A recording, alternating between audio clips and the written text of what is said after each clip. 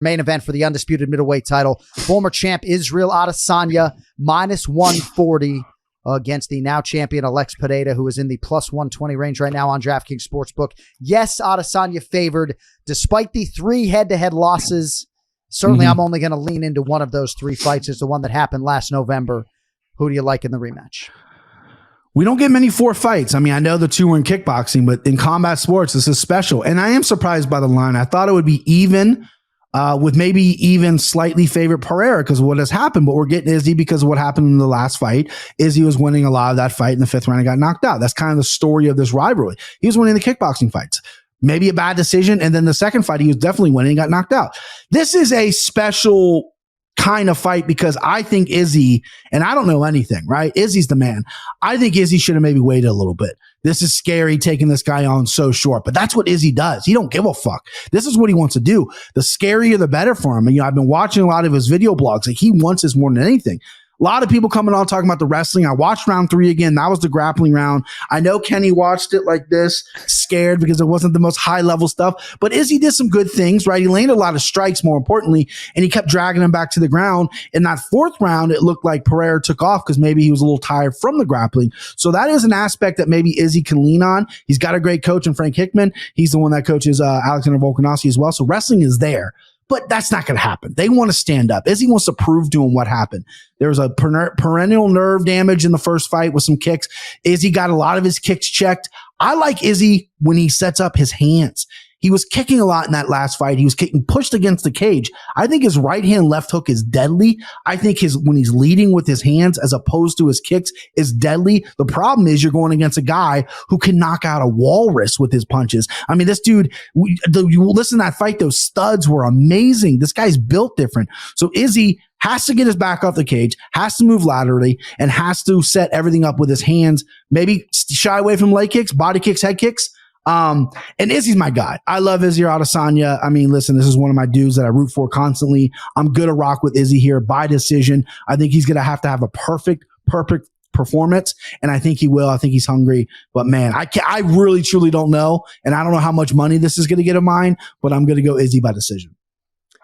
All right, Israel Adesanya, the pick for Brian Petrie, and I vowed to not have a pronunciation conversation today because, yes, you can go Adesanya or Adesanya, right? But the one thing you cannot do is have the H sound. I'm not talking to you, Brian. I'm just talking to the MMA masses here. Sure. Can't be any H sound in Pereira.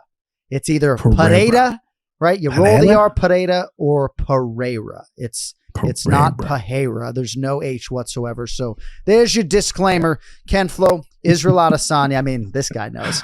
Yeah, Alex Pereira, Israel Adesanya. Seems like they're taking 2-way action on this fight right now. Same can be said for the co-main event. We need to pick, Ken-Flo. You going with Izzy the favorite or Pereira the slight underdog? Oh, man, this is such a fight, man. Yeah, beautiful pronunciation, by the way. Yeah, if there were 2 R's put together, then it would be Pereira. If there's just 1 R, it's Pereira, like you said. But anyways, so fascinating fight. This is a very difficult one. I think it comes down to who did their homework in this one, right? Who is going to make the proper adjustments? Now, if Pereira makes the proper adjustments in this one, then it's going to come down to his start. I expect him, if he gets off to a good start, it's going to be a bad sign for Izzy fans if Pereira goes out there and starts whacking away at that calf early on. If he lands like any more than 2 of those in round 1, watch out. It's probably going to go the way of Pereira. I think that is going to be the means to which he wins this fight. Why? Because Adesanya has better footwork. He has the ability to move, catch angles, dance around, get Pereira to extend himself at times where he can counter. That's when Adesanya is at his best. And if you're able to slow him down, because Pereira, as good as he is, he really is. He's a juggernaut. He walks forward. He is the rock that others break themselves against. And all he needs you to do is just stand in front of him. Just give me a couple opportunities. And if he finds your chin, he's putting you to sleep. So he needs to slow Adesanya down in this one. If he gets off to a better start, finds his rhythm early, and slows Adesanya down with some calf kicks, it's not going to go well. It's going to be a knockout for Pereira yet again. So for Izzy, he's got to move well. And we talked about takedowns a little bit on the previous episode. I do think that needs to be a threat, or there needs to be the illusion of that threat. Adesanya needs to do two things. He needs to get to the clinch or get to some, at least have the threat of the takedown, and needs to nullify that calf kick. There is a very specific way to do it. We've talked about it before. I think Jose Aldo has the best remedy to that. In order to do that, you have to be very well balanced. You can't be leaning too far over your lead leg, or you will get that calf taken off. So he has to be extremely disciplined. He has to be very smart. And I think he has to mix in the takedowns, but that can't be the primary strategy of what he does. He's a striker after all. And I think it would be difficult for him in his first fight to just look for takedowns to be efficient throughout 25 minutes.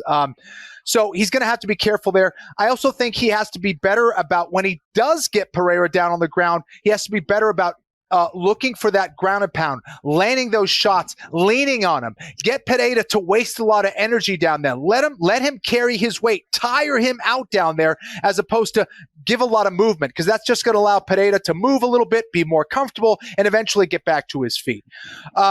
So I'm going to be a little bit biased here. I am an Adesanya fan. I have been since day one. I've been telling everybody about him before he was even in the UFC.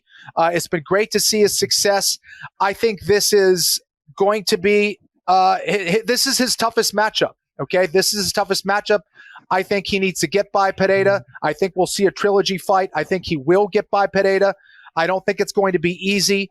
But man, he's got to be slick. I would add the other thing is he does have to also find a way to nullify that left hook from Pereira as well. So I can't wait, man. This is an exciting fight. I do think he, like you, Brian, I do think he took this fight a little bit too quickly, coming off a TKO loss. He didn't get knocked out, but a TKO loss like this, I would have liked to see his body recover a little bit more.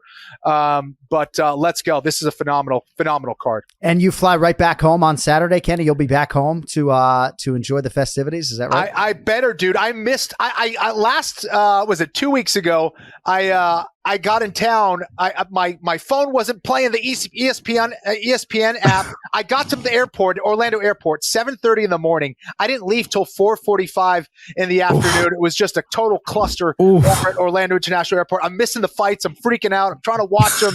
I get home, I'm like yelling at everybody, trying to get the card on the TV, and ended up seeing the last round of Gaethje Fiziev, but ended up watching it again at the end. But what a day. But yeah, hopefully assuming there's no cancellations or plane delays, I will be able to watch it. So I can't wait.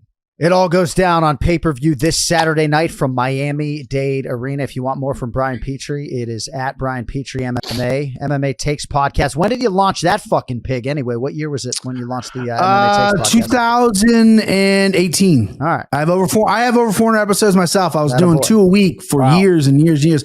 Congratulations on your 400 episodes. That's what matters. And thank you for letting me be a small part of it, boys. Appreciate you, brother. We will talk to you next week as we get ready for Max Holloway